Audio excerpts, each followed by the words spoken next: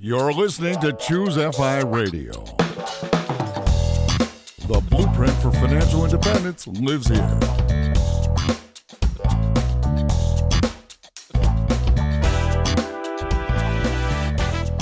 If you're looking to unlock the secrets to financial independence and early retirement, you're in the right place. Stay tuned and join a community of like-minded people who are getting off the hamster wheel and taking control of their lives in the pursuit of financial independence. ChooseFI, your home for financial independence online.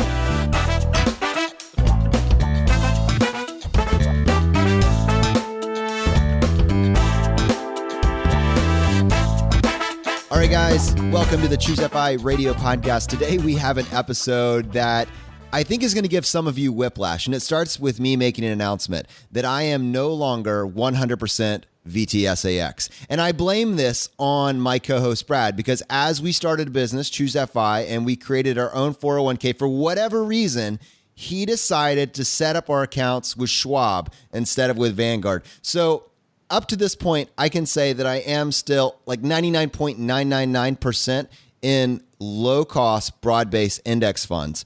But Brad has taken this away from me, so I can no longer say I'm 100% VTSAX. But the reason that's interesting is we're going to move even farther away from that today, because we're going to be talking about the unique advantages of the individual investor. And I know that some of you are just like, what is going on? What show am I listening to right now? But this started because we got this incredible email from Brian Feroldi, who is a member of the FI community, a former personal finance blogger, and now a full-time writer at the Motley Fool. And this email we got from him literally blew my mind. And we knew even if we don't agree with him 100%, this goes back to the conversation that we had with Todd Trussiter, that level 1 versus level 2 understanding. And the one consistent thing about this show that we've created is that Brad and I are passionate about finding out everything that we don't know. And the conversation is valuable. So I'm incredibly excited to have this conversation today. And to help me with this, I have my co-host Brad here with me today. How you doing, buddy? I'm doing well. Yeah, I just got thrown under the bus about the VTSAX, but I love it. But this should be a fun episode. So I met Brian a couple years ago at FinCon and kept up via email. And yeah, he recently sent me this amazing email that Jonathan alluded to that just blew me away in terms of the thoughtfulness about the advantages of the individual stock investing for someone in the FI community. I am not doctrinaire about anything. And I am always willing to hear new opinions and change my mind. And this was one of those emails that really made me perk up and say, all right, there's something here. We need to get Brian on and have him talk through this. So with that, Brian, welcome to ChooseFI. Hey, Brad and Jonathan, great to be here. Thanks for having me. Yeah, Brian, I mean, this email that you wrote us, it convinced both of us almost immediately that there was a conversation that we needed to have. But I think before we jump into the email, I'd love to find out a little bit more about your story. How did you find the FI community? I mean, what has this path looked like for you personally? My career really started in 2004. For some reason, I was just wired to always save. I remember being in high school and I would buy a candy bar every day at my school lunch, and I would bring it home and I would just like save them, and I would have a big collection of candy bars. I have no idea why I did it, but I just always had that natural inclination to save and keep things. So when I actually had a career and started earning money, it was just within my nature to just save as much as I possibly could. Then my dad gave me a book when I was, again, just graduated from college, Rich Dad, Poor Dad. I'm sure many people in the FI community are super familiar with it. And that was the first book that really introduced me to the idea of that you're in business for yourself and that you can become rich if you live in a certain way, and the benefits of thinking and acting long term.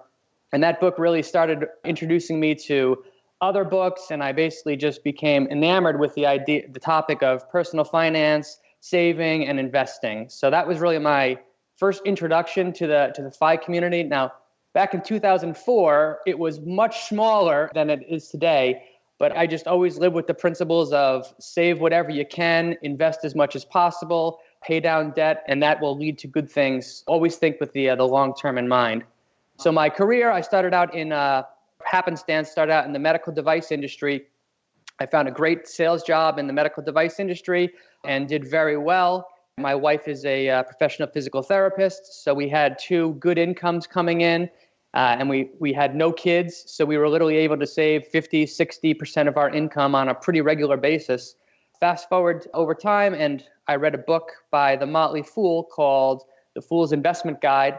That book really resonated with me and opened my eyes to the advantages of buying individual stocks. And I got involved with their community over time and just became very, very passionate about thinking about investing and investing with the long term in mind. And then about 2 years ago, I left my job in the medical device field to become a full-time writer for the Motley Fool. So that's how I earn a living now. My wife and I now have 3 small kids. We've done extremely well with our investments since we started saving 50% of our income for the last decade. I'm curious, how has your investing strategy changed? So you started reading these books back in 2004. From the sound of it, you've been saving 50+% of your income for, like you said, 10 to maybe 14 years at this point. How has your investing strategy changed? What did it look like when you first started putting money away? Like, were you putting into a 401k? Was it taxable savings? Do you have real estate investment? Give us a flavor of your investing life. I like to say that I made every possible mistake that you could possibly make with investing. When I first started out, I was super attracted to penny stocks, which are just absolutely garbage stocks that always have some little story built into them. But that's what I thought you did to make money. I figured if you buy a stock that's under, for like 50 cents a share and it just goes up to $1 per share, you double your money very quickly. Thankfully, I lost a lot of money very quickly by buying these absolutely horrible investments. And then as I read more, I soon began to learn about dividends. And then I learned about index funds. And I've put a lot of my money into index funds. And even to this day, the vast majority of my retirement funds, if not all of them, are in index funds. So I want to stress that up front. I am an enormous fan of index funds and own them personally. I've always kept my retirement funds in index funds, but with any extra money that I have funded an individual stock portfolio, and I've used that to buy and sell individual stocks for the last decade. And I've done extremely well by buying and selling individual securities. So I've become a huge fan for individual investors who have the time and inclination to take the step beyond index funds and buy and research their own individual stocks, because I think they can do extraordinarily well over time. So it sounds like you're not making the case to replace one with the other, abandon index fund investing and just be a stock picker, but you're saying you supplement, or you don't just stop with index investing. You take a piece of your portfolio and you make the choice to do it on your own. Absolutely. And I want to stress that for all the bogleheads that are listening and the people in the FI community that I just know are diehard index fans. I love index funds. I recommend them to all of my family and friends that I know have no interest in finances at all. I'm a huge fan of them. However, I'm also a firm believer that people that like to go one step further and that people that do have an interest in business, in money, can learn how to pick individual stocks and build their own portfolio, and they can exceed the returns of the index investor. Okay. The reason that I knew we had to have you on the show was basically a single line in your email, which, while I'm not going to read word for word, I want to set it up by saying the common theme that I myself espouse and what I see on our Facebook group, which is that if all the Wall Street brokers, all the traders, all the people that are spending thousands and thousands of hours and are handling these actively managed funds can't beat the index, what possible chance do you have? This line in your email stood out to me because it's the complete counterpoint. And it says, the professional money managers are at a huge disadvantage when compared to the individual investor. How do both of those fit inside the same universe? That's why we had to have this conversation today. It doesn't make sense, does it?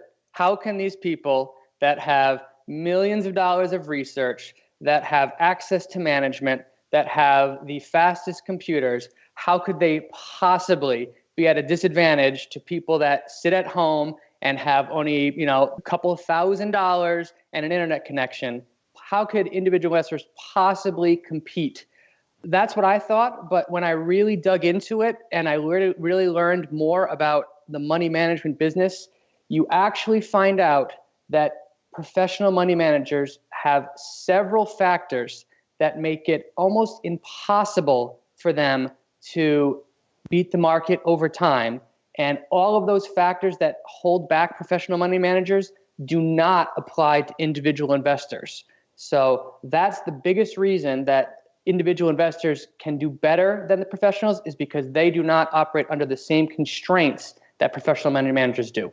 Yeah, and it's interesting because whenever we refer to like Jonathan's quote there, how could we possibly expect to do better if these professionals can? But it's not apples to apples, is what you're saying there. The professionals operate under different constraints, different incentives, different fee structures that an individual investor who is trying to invest in single stocks wouldn't operate under. That's the biggest thing I took away from your email. And I'd love for you to tell the audience, obviously. Yeah, individual investors have essentially one big advantage over professionals, but that advantage is so important and so powerful that it takes away every advantage that you would think a professional money manager has and just blows it over. And the core of the difference, the key advantage that individual investors have that professionals do not, is this: professional money managers need to think and act with the short term in mind, and individual investors can think and act with the long term in mind. The difference between those two seems small, seems subtle, but over time it can create enormous differences and enormous advantages for individuals. So Brian, this is the meat, right? This is where we wanted to land with this conversation, because I think it adds a depth to, honestly, even someone that listens to this conversation that decides not to be an individual investor, but decides, why are my index funds so powerful? The topics that we're going to discuss next basically lay the groundwork for that. But it's so much more than that. This is a framework shifting conversation, and I'm excited to dive into it. Could we take a few minutes and talk about these disadvantages that the managers are under? Well, if you're a big fan of index funds, I think one of the big arguments that you have in favor of index funds is that they are extremely low cost. So everyone's favorite index funds cost 5 basis points, which is 0.5% per year, or 0.1% per year. Compare that to a professional money manager often charges 1% per year, or even more than that. And in the case of some hedge funds, they literally charge 2% per year plus 20% of any gains that are realized on their stocks. So just the fact that they have these enormous fees that they are collecting from the individual, from their investors, that acts as a big drag on the returns that their investors get. So by contrast, individual investors do not have any fees at all to pay when you buy and sell your own securities. So that alone is a big plus in the favor of index investing and investing as an individual. And it also strikes me that their incentives are not aligned. Like when you have a professional money manager, their incentive is not necessarily to make you money. Absolutely. And this is one of my favorite financial writers is Morgan Housel. And I recently read this point that he came up with online. He said, money management is a lot like politics. Money managers spend the majority of their time raising funds and building assets, not working for their investors.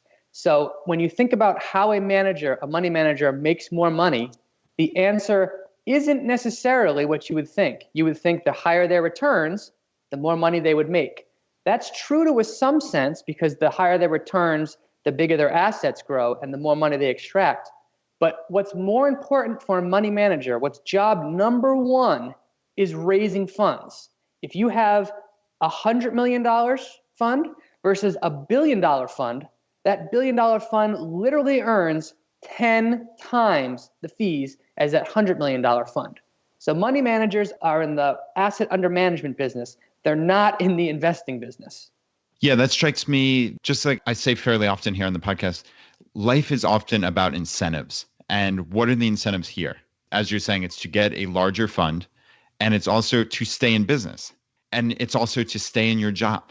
And that's another instance like politics. And that's actually where I thought you were going with that, is they raise money constantly just to keep their job and keep it going for perpetuity, essentially, right? For decades in office. And that is another one of your points, is career risk. Are they necessarily making the right decisions, or are they just making decisions to keep their job and to also raise more funds for their mutual fund or whatever investment they're running. Yeah, as long as you start with that mindset of a professional money manager's job, their actual job is to raise funds and to keep the funds that they have. Those two factors are what lines their pockets. So that is what they are focused on because that's how they make money. And those factors prevent them from thinking and acting in the long term because if they do something that they believe is in the long-term interest of their fund, but then their shareholders call them and say, why did you do that? I'm taking my money out. Then that fund manager is punished because the funds flow out from their fund and they do not make as much money.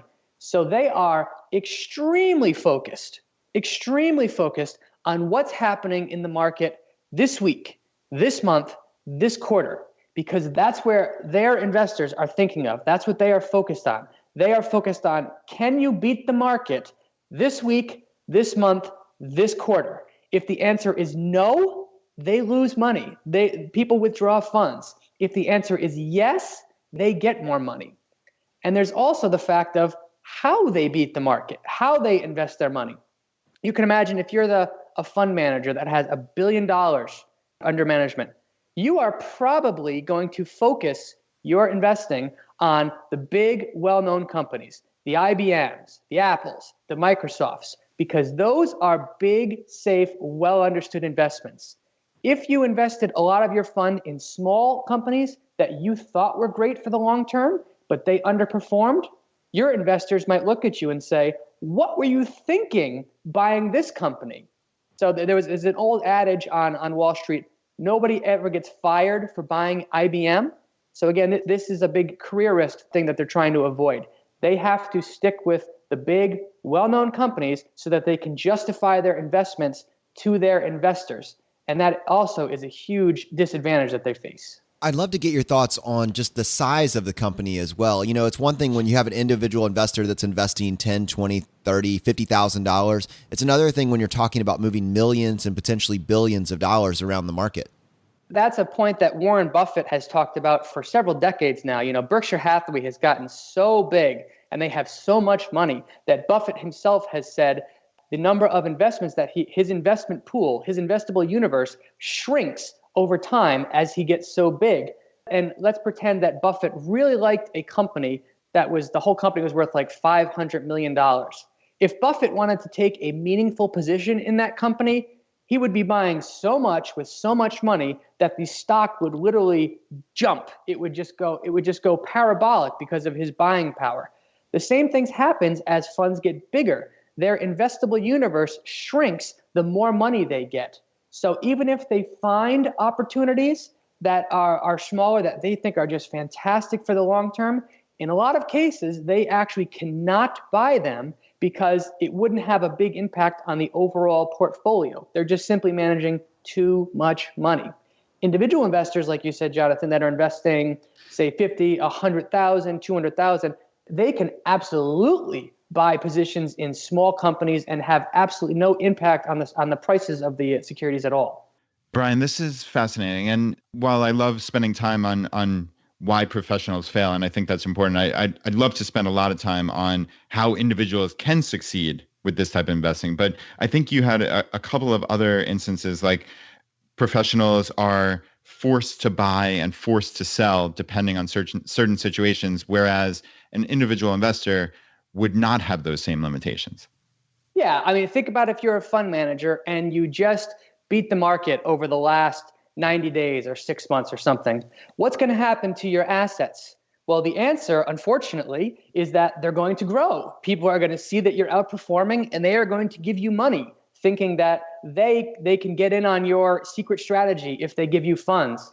Well, if that fund manager gets money, if their asset base balloons, then in order to remain invested in their favorite ideas, they have to buy those ideas. They have to invest that new capital in those stocks.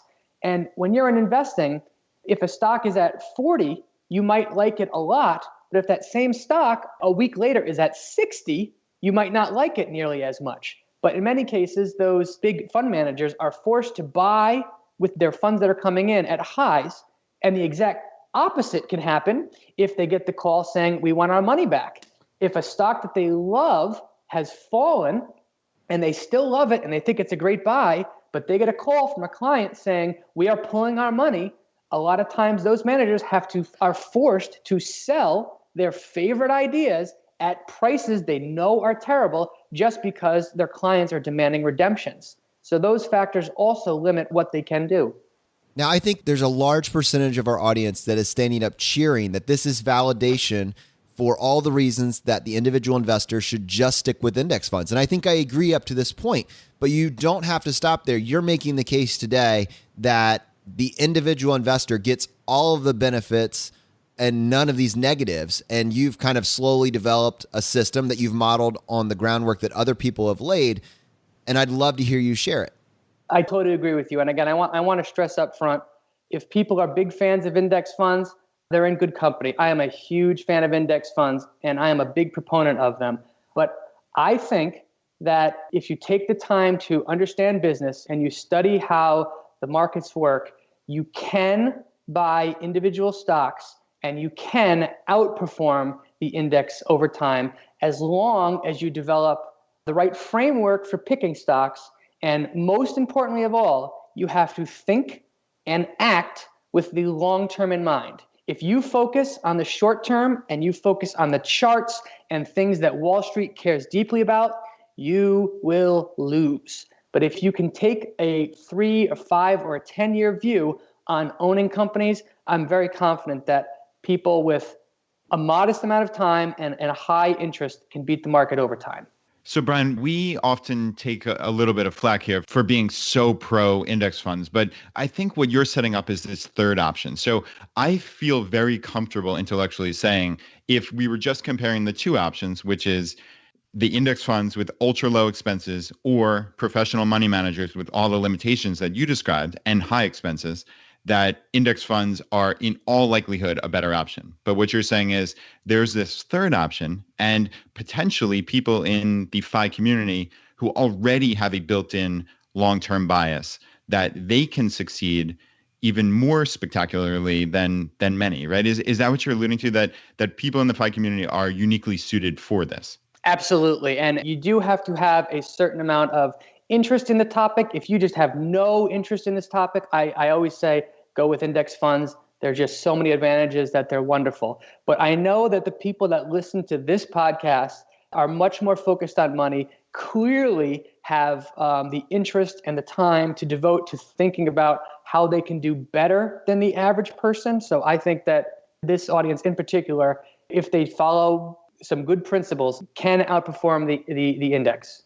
So Brian, okay, principles. Obviously, I want to hear your principles, but how much of a time commitment is this going to be? Like, I think that's what a lot of people also get hung up on, which is, okay, the index is matching the market. The expenses, like you said, 4 or 5 basis points, essentially negligible.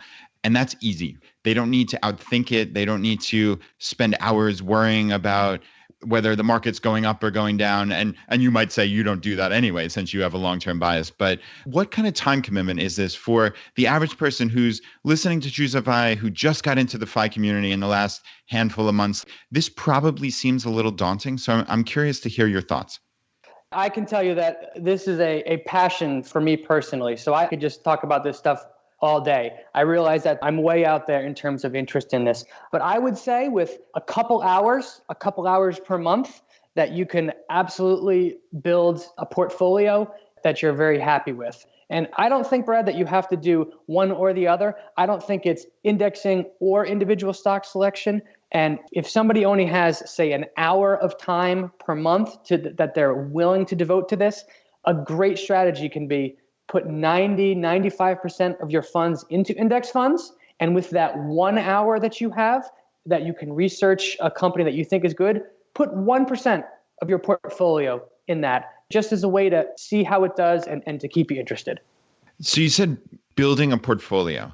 From a newbie to this investing philosophy, which I would certainly rank among those, what does this look like on a meaningful basis? How many companies do I have to buy to make this diversified enough. How do I even get into this? What would be my first step in researching a company and pulling the trigger in some meaningful way? And like, do you do it, hey, I research one company, this is a buy or not, and then I move on? Or do you buy multiple stocks at once? Like, I know these are really rudimentary questions, but like, this is the kind of stuff that I'm curious about. Sure. I don't think any one strategy fits everybody. As I mentioned, I work for the Motley Fool, that we have thousands and thousands of members that are part of it. And if you ask that question to each of them, they would all come up with their own answer and their own strategies and their own, how they do things. So I don't think there's any one right answer. I can tell you that in general, in order to be diversified, you probably want to own more than 15 stocks, 20 stocks, something like that. At the same time, you don't want to buy so many that you can't keep track of them. It's really about finding a balancing number. I can tell you that I personally own about 80 individual stocks. I think that that's a manageable amount for me because of the work that I do and how I'm just regularly exposed to them. But that might seem like a completely overwhelming number for a lot of people that are just starting out. If you have an interest in this, but you're just getting started, again, keep the vast majority of your funds in index funds and then add 2, 3, 4, 5 with a tiny, tiny portion of your portfolio, just so you can start to develop a process, just so you can see how that goes. Index funds are a great backstop, so you can really pick and choose as you see fit.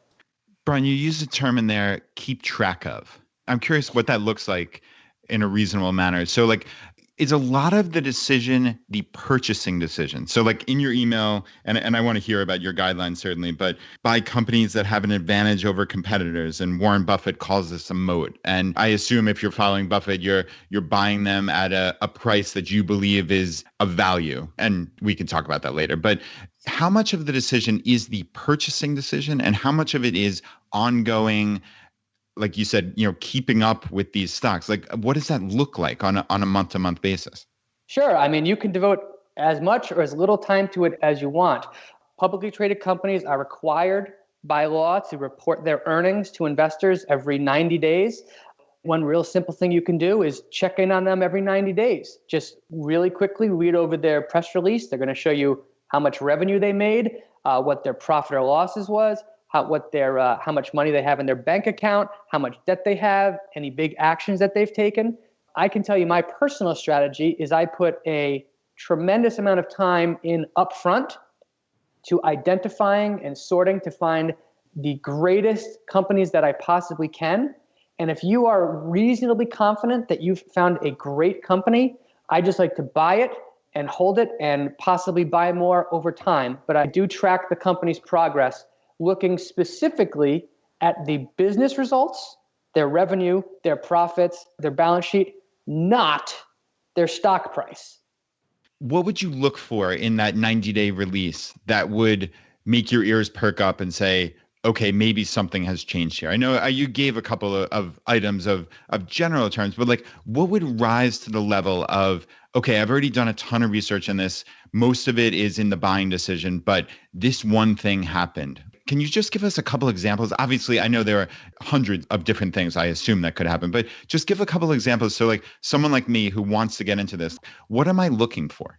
Sure. So one very, very useful thing that some great investors do is they keep an investing journal. Whenever you are going to buy a stock, what you want to do is write down, keep a journal and say, I am buying this stock because I think it has a great manager. I think its runway for growth is enormous. I like its management team. I think it has this competitive advantage over its rivals, et cetera, et cetera, et cetera. Then, as you see the actual results come in, you can check them against the reasons that you bought the stock in the first place. If you said this company is going to take market share because it has a better product, but over time you see that their revenue is falling, clearly your original investing thesis might be wrong. On the flip side, if they come out with a new product and are growing faster than you initially thought, you might think this company's doing better. So I always just check for, is the reasons that I bought this company in the first place, are those still active? There's no one thing that you can look at in a financial report that can say yes or no, but you can absolutely get a sense if you just track the financials over a period of time. I think I get stuck on the idea of the stock going to zero. I'm just wondering, like with the index fund, I can say with virtual 100% confidence that, unless a black swan totally happens, VTSAX will never go to zero. And if it does, you've got bigger problems. That's just kind of like it's a known entity, what that would mean. But 2007, 2008, you say, wow, AIG, great company. Lehman Brothers, wow, great company. I mean, what are the message boards? What are the communities saying about these things? And if you decide that looks like a really wonderful business model, one of these 15 stocks does just completely go to zero. I'm not even talking about just keeping up with an index or not matching the index, but I mean, with individual stocks, it truly can disappear, right? In extremely rare cases, yes. You could have bought an Enron, you could have bought a Lehman. But those companies in particular, one of the big maxims that we follow is something that Buffett himself follows. And he basically says, don't buy anything that you do not understand. And I don't care what kind of investor you are. If you really looked at Lehman Brothers and you really tried to understand what they do, I'm very confident you would be scratching your head to say, how does this company make money? And there's no reason that you absolutely have to buy that.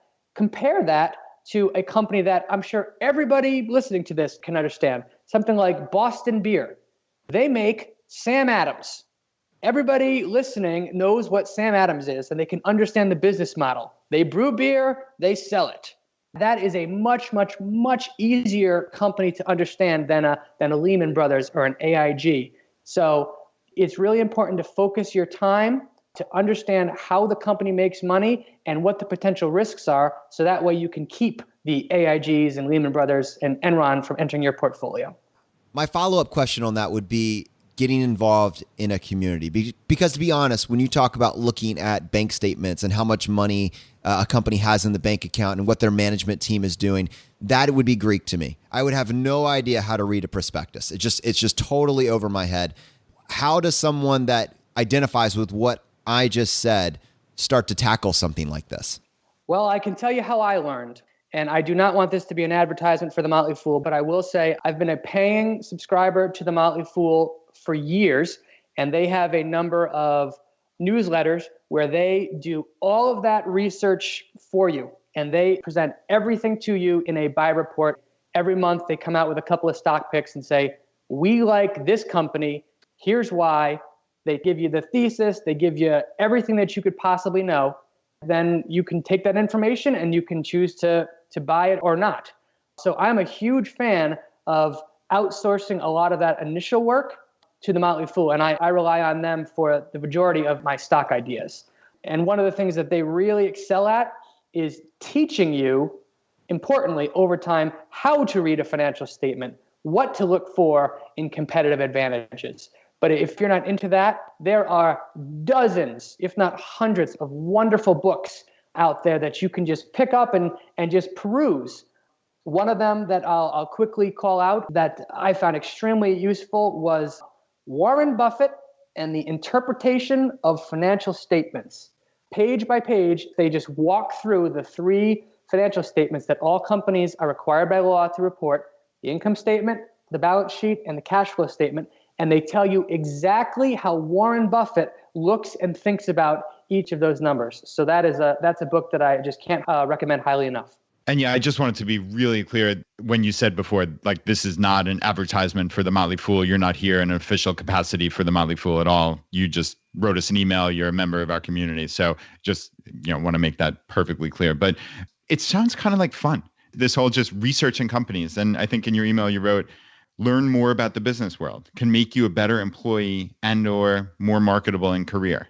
That stuck out to me like, okay, what's the worst that happens? I look into this. And again, like, we do get a little bit of flack for just being so pro index fund. And really that's, and I don't mean this in a pejorative way, like, that's a brainless way of looking at it. And that's how I invest. So I don't mean that as a negative at all, but like, maybe learning is not such a bad thing, right? We're constantly talking about that here on ChooseFI. Is like you want to get as much information as you can. You want to keep your eyes and your mind open to the world. So I don't see that as a negative at all, is reading a book like that, perusing Motley Fool or any of the hundreds of investing sites. And I'm sure there are other reputable ones that you might recommend, but that's not a negative to me at all. And also, one of the things that stuck out to me was when you said teaching your kids about money and using this as an illustration, in a way to engage them about investing in their future. That really appealed to me. Yeah, I'm a huge proponent, obviously, of financial education. And I can tell you that my 7-year-old, just a couple of weeks ago, we bought his first stock. And I gave him a number of choices based on companies that I thought that he would have an interest in. And he chose Electronic Arts because they make Madden football. So I do understand that business model. Exactly. And we went out and we purchased shares. They reported earnings. And I just quickly took him through them and said, look, my son's name's Tyler. I said, Tyler, look, this is how much sales they did. This is the video games that they have coming out. This is how much profit they made. And he was really interested because the stock went up $10 in a single day. So I was like, you are now $10 richer than you were yesterday just because of this report. So he now comes home and checks EA's stock price every day to see what it does.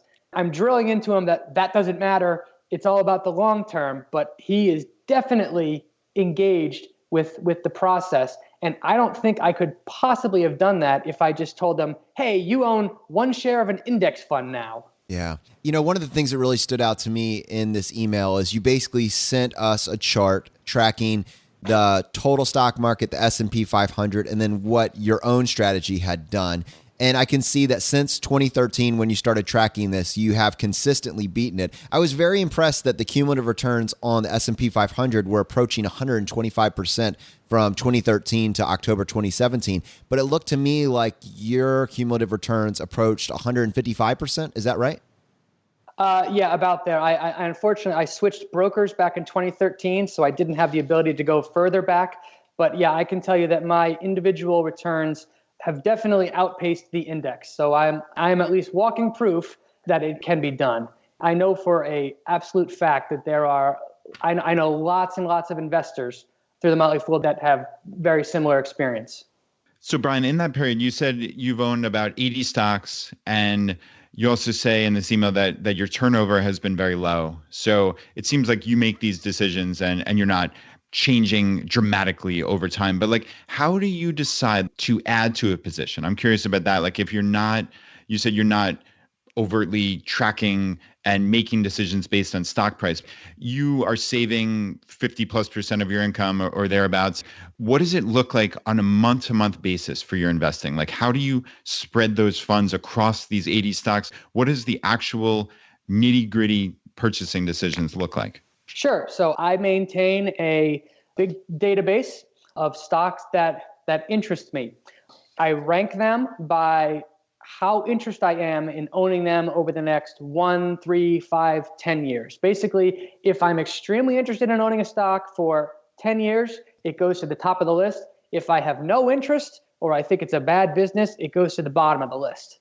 Then I just really simply do some very quick valuation work to say, if this stock traded below this price, I would be interested in owning it. If it's above it, I'm not as interested, but if it's very far below it, I'm very interested. And then every month, I add funds to my brokerage account just automatically. And then every month, I just pick my, say, 3 or 5 favorites that are trading at, that are a great long-term holding, and they're trading at an attractive price. And I just buy those stocks. I do the same thing the next month, the next month, and the next month, and buy them with the intention of holding them for as long as possible. How do you make the decision to sell? That's a wonderful question that there is no good answers to. Sometimes you sell because the thesis is broken. So you bought a stock because you thought it was going to grow and do great.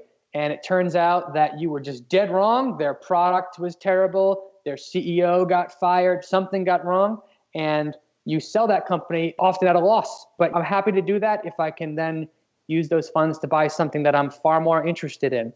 Other times, if you buy a great company, it can get bought out by another great company. Just last year, I was an investor in Whole Foods, and then lo and behold, Amazon came and bought out the entire company. So I was forced to sell my position in Whole Foods because they were getting bought by Amazon. Other times, you could just think that the business prospects are not as rosy as the market is assuming, and you think there's a better place for your money elsewhere. So there's nothing wrong with selling a stock that you think is not going to do as well over the next 3 to 5 years as another one.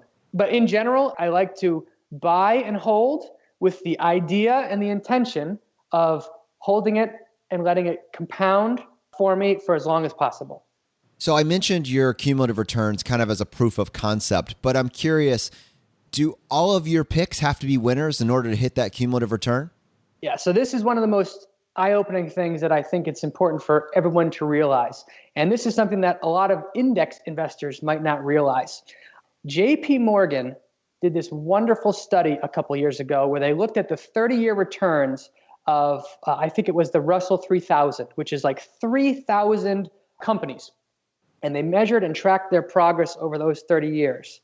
And one of the most eye-opening things from this study was that 2 out of every 3 stocks in that index underperformed the market. And even more shockingly, about 7% of the companies in that index accounted for almost all of the gains of the index over that period. So when I learned that, it really interested me because it tells you that as an index investor, when you buy the index, by design, about half the companies, more than half of the companies that you own are going to do terribly. However, the third of companies that do well more than offset all of the losses of those 2/3. I guess my initial thought is the opposite of it, which is, okay, 7% of these stocks make up most of the gains. Like, how am I going to be smart enough, lucky enough, whatever it may be, not succumbing to biases to invest in these ultra winners in my stock portfolio of 15 or 20 stocks or even up to 80 like yours?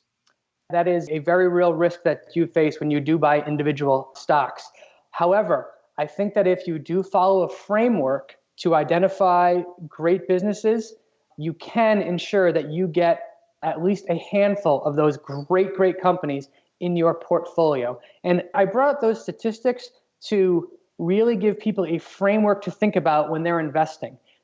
If you buy 10 stocks and you matched the market, by design, 6 of those stocks would not do well. 3 of those stocks would do pretty good, and probably 1 of those stocks would do excellent. So you need to be able to adopt that mindset before you start investing, and you need to have those odds in mind that it's okay if half of your stocks do not do well. That's a really hard concept for people to understand, but your goal when you're investing and buying individual stocks to beat the market with about 4 or 5 of them and to have a home run 1 out of every 10. If you can do that, you can beat the index over time. Is there any chance you could give us like a real life example of how maybe Wall Street would take the short-term view on something, whereas an individual investor might have some of the advantages we talked about and make a different choice? I can give you dozens of examples, but one semi-recent one that comes to mind was a company called Priceline Group. Now, people listening probably know them for they own Priceline.com, the William Shatner ads. My initial thought when I heard of this company was, who cares about Priceline? There's Expedia, there's Travelzoo, there's a bazillion places to book online. How can this company make money and do well? I don't understand its competitive advantage. However, when you dug into the details, you actually learn that the Priceline Group owns a number of travel portals like Priceline.com, Booking.com, rental cars, Agoda. They own OpenTable. They own several different platforms, and they really benefited from the gradual shift of people from stop using travel agents and booking their own travel online. So Priceline Group actually owns all of these very popular sites. So their revenue and their profits have grown exponentially over the years as people have stopped to use travel agents. So those factors really made me think the Priceline Group is an excellent business. I think people are going to continue to book their travel online. I just think this company has a great future. But in 2010, a volcano erupted in Iceland. I don't know if you guys remember that happening, but Wall Street was freaking out that the Priceline Group's business was going to be really affected at that time because the whole travel scene in Europe, which is where they had a really strong foothold, was going to be disrupted that summer. So shares fell from like $250 to something like $180 or $170. And that was a great example of Wall Street thinking extremely short term. But I really liked the company. I really thought that the next 10 years were going to be wonderful for this business. So I purchased shares when they were trading on sale back in 2010, and the stock is currently about $1,800. So I've earned about a 10-bagger, 10x my money, just from buying when Wall Street was panicking about an issue that really did not affect the company the long term at all. Because Wall Street had to report that on a quarterly holdings, correct? Correct. So Wall Street was very concerned that that volcano was going to impact the company's revenue and profits the next quarter, the next couple of weeks. The business wasn't going to be making as money right now as we thought. But of course, what does a volcano have to do with this business over the next 5 or 10 years? And what does it have to do with people shifting their travel habits from travel agents to online? The answer is nothing. So that's just a wonderful example to me of Wall Street taking the short-term view, and an individual investor that can take the long-term view could have really benefited. I think these examples are valuable. I'd love it if you had another one that you could share with us. Sure. One of my biggest winners is a company that I'm sure everyone listening is a big fan of, Netflix. This was a rocket ship stock. It was doing so well. They were a pioneer in streaming. But in 2011, they made this decision to split their company in two. Do you guys remember the term Quickster? Oh, yeah. I was just going to say it. That's funny. Yeah. So they decided that they were going to stop offering streaming for free, and they were going to split their business into a streaming business and a DVD by mail business called Quickster. And people were freaking out about they're raising prices 60% and they're really what are they doing to their customers? And the number of subscribers to their service was basically flat that quarter because they shot themselves in the foot. And the stock fell about 75% from the top to the bottom, which is obviously a gut-wrenching kind of temporary loss to have to stomach.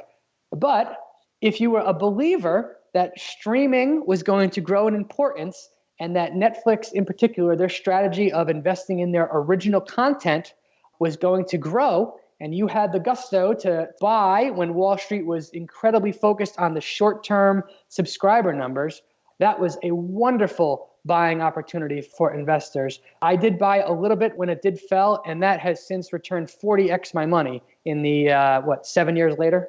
Wow. And just to be clear, so the stock price dropped 75%, but it wasn't like their subscribers dropped 75%. You're saying the subscribers were just flat that quarter. So they didn't really go up or down. So it's not like a catastrophe if you believed in it long term. Absolutely. The stock price typically reacts much bigger than a business does. So I believe that quarter Netflix was down slightly in subscribers. And it was like the first time their subscriber base went down or was flat, or basically it came nowhere close to meeting Wall Street's expectations that quarter. So when that happens, stocks typically get absolutely crushed in the short term.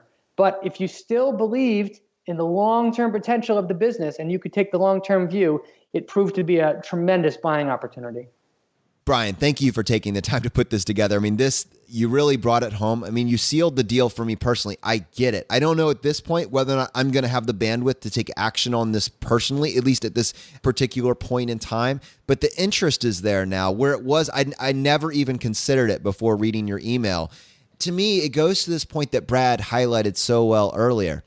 In our community, it has been active management was option A, and index offerings, index investing was option B. And in my mind, that it has been clearly cemented that index investing is superior. And frankly, It's superior for all the reasons that we mentioned for the first half of this show.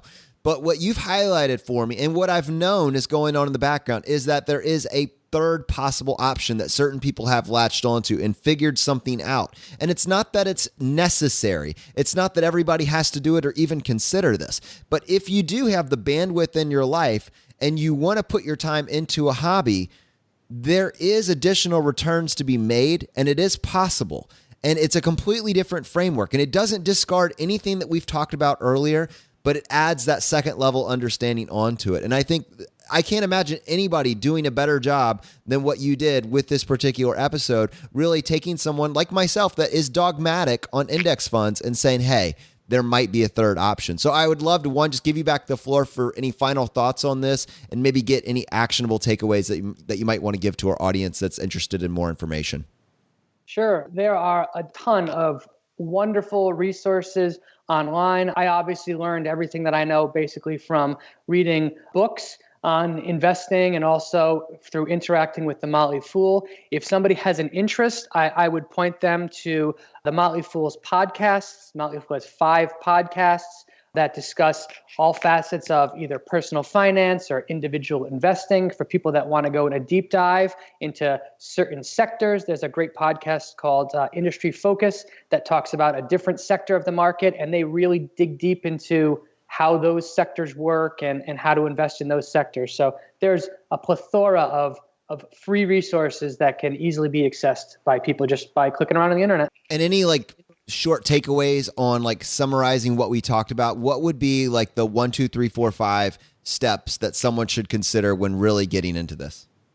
Sure. So if I could go back in time and tell myself something 10 years ago, I would say this: start your search for looking for great companies. And by great companies, I mean they have great economics. They have a strong brand. They have a founder-led management team that has high inside ownership. They have lots of room for growth. They have clear competitive advantages over their rivals. And this one might shock some people, but I found out through investing that when a stock does well over time, that's a great indicator that it's going to continue doing well. One of the key things I've learned is that winners tend to keep on winning. So don't fear buying stocks just because they're up a lot. That's often a great sign as opposed to a bad one. All right. Well, normally that would be the end of the episode, but on this show, we'd like to give you the chance to tackle the hot seat. Are you ready for this? I'm ready. In a world drowning in debt and rampant consumption, trapped by the chains of lifestyle inflation, these questions highlight the secrets of those who have broken free. Welcome to the ChooseFI Hot Seat.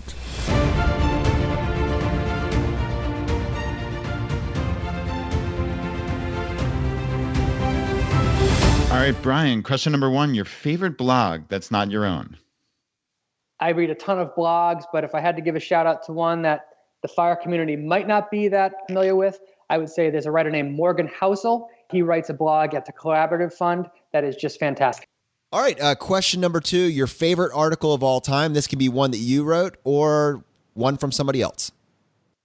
If I had to choose one, it would be Mr. Money Mustache, Zero to Hero in one post. I think that is just such a piece of art that summarizes everything that you should do to live a better life. And what I love about this is the threads. I think what I keep seeing is that the FI community gets a little bit bigger. It encompasses a few more strategies to hit financial independence. There is, we say it and it's become our new tagline and I love it. We're not dogmatic about anything except that you take action. I think the threads that you're tying will be really invaluable as this message continues into the future. Question number 3, your favorite life hack. 100% credit to Brad here. Brad got me into travel hacking and I absolutely love it.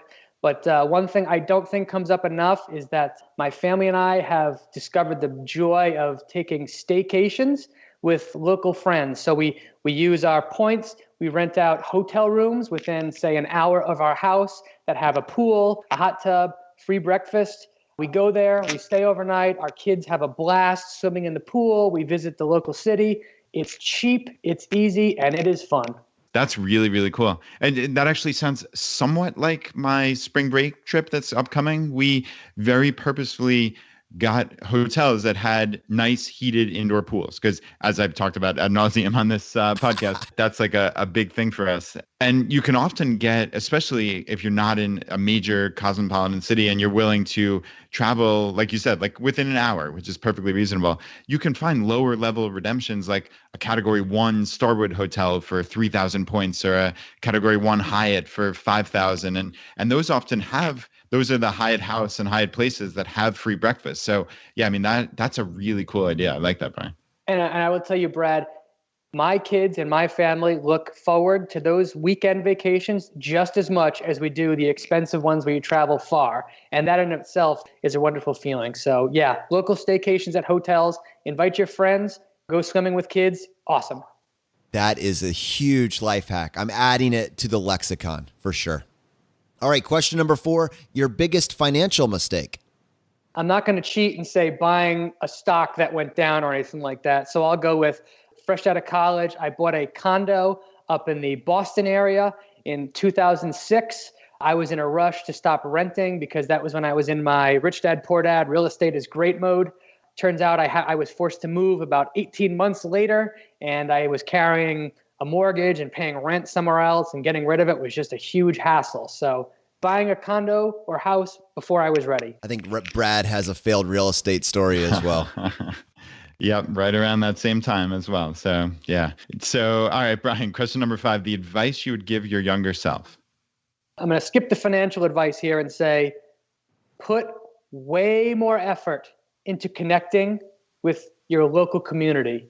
I never really connected with local community in the ways that I do today. And I can say your life is so much better. It's so much easier to make friends and stuff when you just do things and you make an effort to connect within your local community. Volunteer for school, volunteer for soccer coaching, go to high school football games, just get out and meet people that live near you. Yeah, I think there's something there that really does need to be explored. We've almost gotten to the place in life where you're so self-sufficient that you don't need to rely on anybody, which what follows is that you don't connect with anybody, right? That's exactly right. It's when your interests are money and investing, it's very easy to become a homebody and to kind of ignore the community that, let's face it, you don't have nearly as much interest with as you do with the people that are passionate about fire. But I can say life is so much better when you engage with the people that live nearby. All right, now we do have a bonus question for you. Much of our show is fixated around spending less or spending things that bring value to your life. But the reality is all of us do purchase stuff from time to time. And so the bonus question is your favorite purchase made on Amazon.com last year. I'm going to cheat. I got to say 2 things. I can't just pick one. So first, I bought an HD TV antenna that goes in my attic. We just had a cheap one before, and now we get all the local channels for free, and the reception is excellent. That was definitely a $60 very well spent. But more important, I just bought my son a couple of Nintendo 64 controllers that have a USB connection in them, and hooked them up to my iMac. And now me and my son play Nintendo 64 games, Super Nintendo games, Nintendo, Sega, all that stuff for free right on my computer. It is so much fun and so cheap. GoldenEye and Star Fox, right? You got it. That was great. Hey, man, thank you so much for coming on the show. This has been a blast. Hey, thank you guys so much for having me. I really appreciate it. Wow, Brad, talk about a framework shifting podcast. I guarantee you somebody listening to this just got whiplash. I guess so, if you just do that quick take. But when you really stop, and both of us said this throughout the interview, which is we always looked at it as either or. And I think our answer of index funds was correct under that assumption. But Brian really brought up a lot of compelling points that this is not about just looking at how the money managers handle investing and what your results will be if you invest in X mutual fund or hedge fund or something like that. It's okay, I'm going to take all the advantages of my FI mindset, my long-term thinking, my ability to control my purchases, my sales, my tax liability, all these things, and apply that and buy individual stocks. So I'm not sure if I'm going to go out and do this tomorrow. I'm not sure that you're going to go out and do it tomorrow, but at least it's made us think differently. And I think that is the crucial point. Because you don't know what you don't know until you do. All right, my friends, this has been a lot of fun. Can't wait to catch up on Friday. The fire is spreading. Can't wait to catch up on Friday. If you're enjoying the podcast, take 1 second, press the subscribe button. It lets the platforms know you want to be here when we produce additional content. And if you want to support ChooseFI directly, here are 4 easy ways. 1, leave us an iTunes review. If you want to do that, just go to ChooseFI.com/iTunes. 2, use our page to sign up for travel credit cards. If you want to travel the world with miles and points instead of your hard-earned dollars, then just go to ChooseFI.com/cards and get started today. 3, if you're working on the milestones of FI, set up a personal capital account to track your progress and use our affiliate link. It's completely free, and just go to ChooseFI.com/PC. P as in Paul, C as in cat. And 4, and most importantly, find your friends, coworkers, and family members who might be open to this message and tell them about the podcast. Have them start with episode 38, The Why of FI, and right behind that, have them go listen to episode 21, The Pillars of FI. It is a fantastic starting place. All right, my friends, the fire is spreading. We'll see you next time as we continue to go down the road less traveled. You've been listening to ChooseFI Radio Podcast, where we help middle-class America build wealth, one life hack at a time.